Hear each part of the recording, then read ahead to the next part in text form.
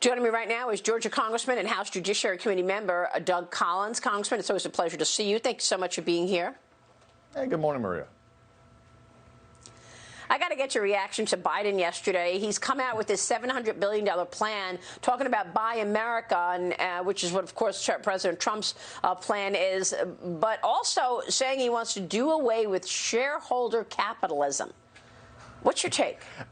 I mean, look, it's amazing when he wakes up and what he says. I mean, it's just, you know, they're moving. The Democratic Party right now is basically anchorless. They do not have principles, except now they're just trying to please everybody who say that they would like to vote for them. And what they're doing is they're going further and further to the left with the most shrill voices, talking about economies and moving up from our capitalist system, moving away from small business, moving away from the things that made our country great, toward a socialist economy, toward one, frankly, that is just sort of a free reign. Do whatever you want to do. And what that takes us away from is our rule of law. Joe Biden needs to, if he wants to continue this, then go for it, because I think it puts a really strong peg on what is really going to happen with President Trump getting 4 more years. President Trump came in and took over from a weak administration. He made it stronger. What's going to happen in 4 more years? It's going to be stronger. A stronger economy, a stronger military, a stronger world presence, a stronger judicial system from judges and appointments. That's what this president will offer for 4 more years. Joe Biden is just fishing, trying to figure out what people actually want to hear. In the meantime, we've got the defunding of police going on across the country. What's your take on this? There you are in the middle of Georgia, in Atlanta. You're seeing it up close and personal, where police officers are calling in sick. They're not coming to work. They don't have the support of the mayor or the governor. Yeah, it's amazing for us right now. The mayor and the Fulton County District Attorney have basically hamstrung the police down here to where they don't know what to do and how to do their jobs, and it's just this movement that takes it away from them. They do their job properly, and anytime tells you, Maria, that they're wanting to defund the police, it is basically disrespecting the police. It's disrespecting what all of them do every day to keep us safe. And if they're wanting to keep moving on this, what we're seeing is you're going to have more and more people not want to get in. Can you imagine police forces that are currently struggling in the current size they are, and you're cutting police officers away, you're cutting resources away? Why would the ones who are left want to stay? Then you're going to see what actually the defund police movement actually is. It's disrespecting not only law enforcement, but it's actually taking communities and saying, we don't care about you because you're taking away the very civil structure that has made communities safe to be around. Really a scary moment in time with all of this. Congressman, let me switch gears, ask you about the timeline of the investigation into the origins of the Russia probe and corruption at the top of the FBI.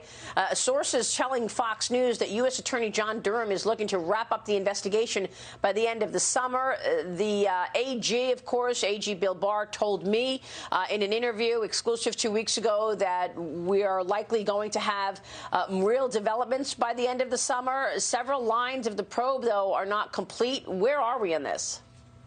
Well, it's something that needs to finish up. It does need to finish up, I think, by this summer. I mean, look, we're talking about an investigation that spans all the way back to the previous election and the work of some in the Department of Justice: Comey, Strzok, McCabe, Page, even Brennan, Clapper, even into the White House and the Oval Office itself, that were actually interfering with our previous election. We need to get this out now. My concern is through the COVID virus, through other things that have slowed up, you know, having investigations and having interviews and even grand juries, that there has been some slowing. But this needs to speed up. We need to have this before the election, because after the election, again, is a tendency to put things aside. But Attorney General has said we will investigate this and report.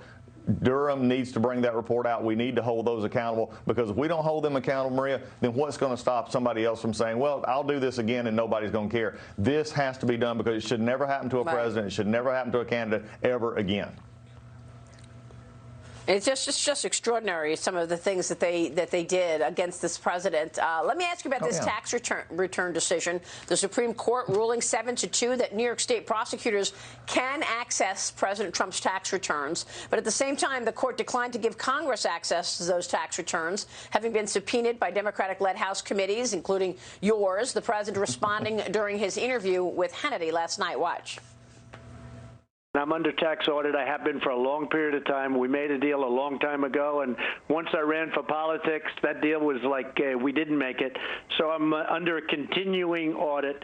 I was disappointed, and at the same time, it was because I think a president should get protection from thousands of prosecutors out there, thousands all over the country.